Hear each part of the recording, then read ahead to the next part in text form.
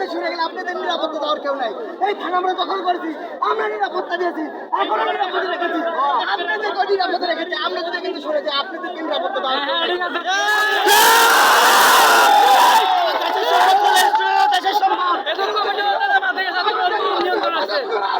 আপনারা করেন না তো, আপনারা বিশ্বাসঘাতকতা করেছেন আমাদের সাথে, অস্ত্র তুলে নিয়েছিলেন যুবক যুবতী চাল রক্ষা করার জন্য।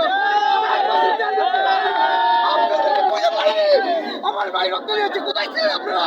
আপনারা প্রতিবাদ করলে আমাদের রাস্তা